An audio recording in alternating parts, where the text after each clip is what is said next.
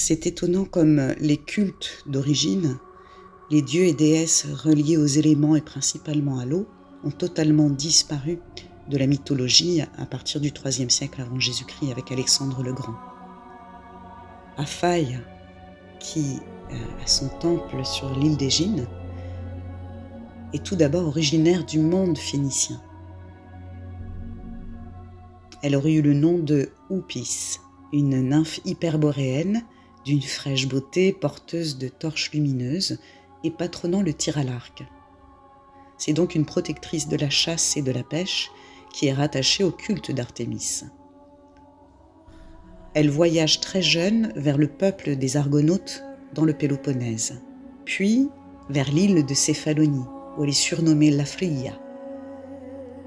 De là, elle va naviguer vers la Crète, où elle prend le nom d'une nymphe des montagnes, Britomarpis.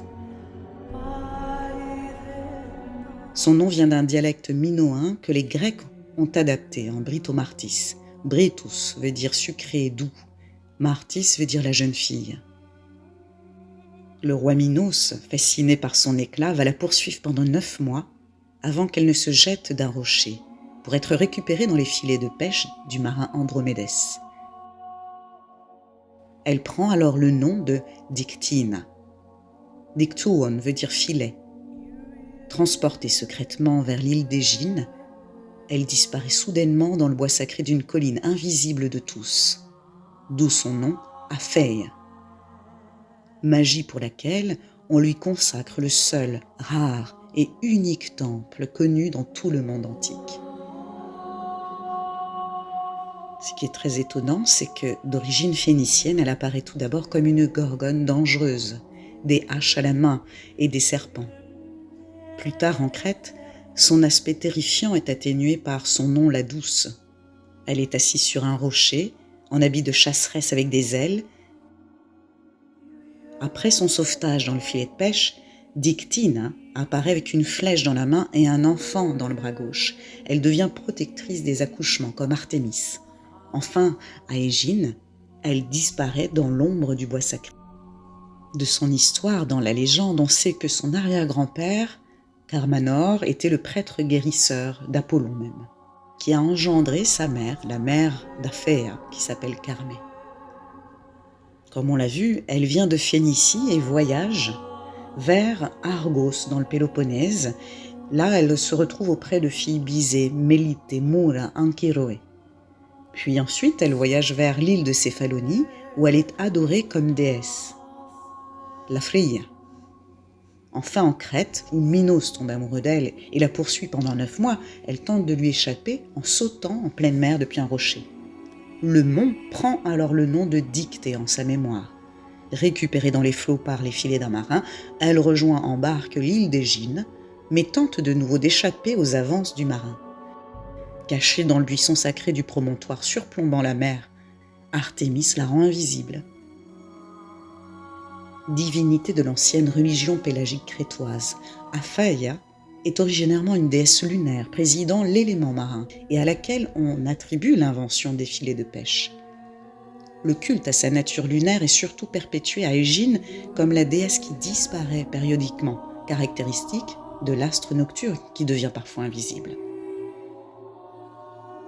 Sous le sanctuaire d'Aphée, les fouilles archéologiques ont retrouvé un ancien site crétois.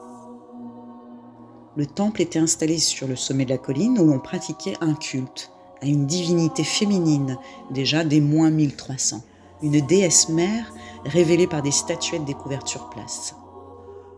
Il est connu qu'en Crète et même à l'âge de bronze, les dévotions se déroulaient dans des lieux naturels, sans temple, des grottes, des sommets de montagne ou des petits espaces en bord d'eau.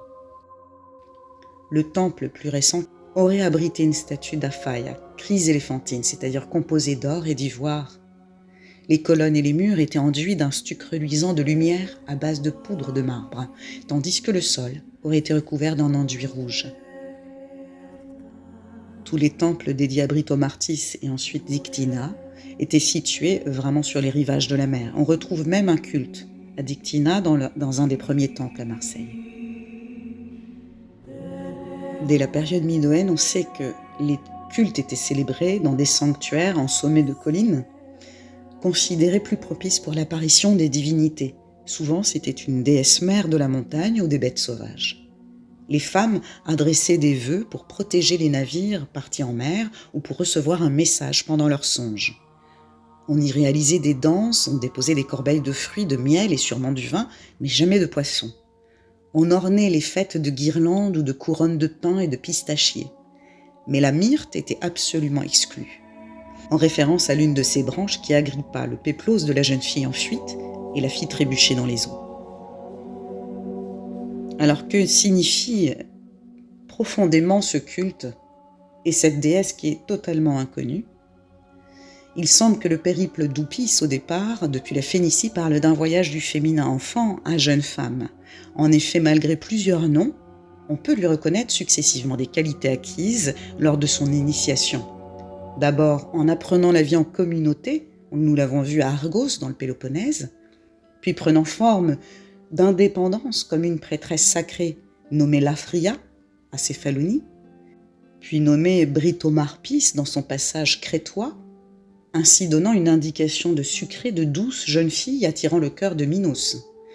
On le sait, la plupart des initiés, si tant est qu'elles fussent prêtresses d'Hécate ou même servantes d'Artémis, étaient intouchables, car elles se dédiaient parfois plus de 30 ans au service des déesses mères.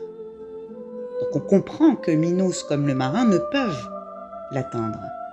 Elle est pourchassée, se réfugie pourtant à Égine, sauvée par un filet de pêche, dont on pourrait supposer que les croisements et les nœuds dont elle serait l'inventrice pourraient symboliser les réseaux géomagnétiques, tels que les anciens indiquaient des croisements bien précis.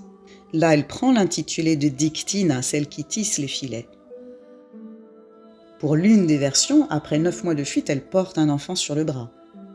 Et c'est plutôt la connaissance de l'accouchement et des cycles du féminin.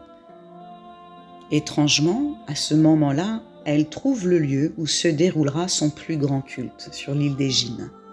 Dans les mythologies, nombreux sont les bois sacrés entourant un point significatif indiqué par les anciens ou hautement énergétique.